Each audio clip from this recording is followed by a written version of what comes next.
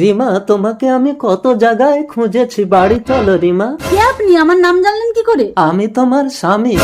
রিমা, এই বুড়োটা তোর বল? না না পূজা, আমি এনাকে চিনি না। কাকু, আপনার কোথাও ভুল হচ্ছে, আমার এখনো বিয়েই হয়নি। আমার সাথে তোমার বিয়ে হয়েছিল, তুমি কথা দিয়েছিলে জনম জনম আমার সাথে থাকবে। ও যে আপনাকে বিয়ে করেছিল, কি প্রমাণ আছে আপনার কাছে?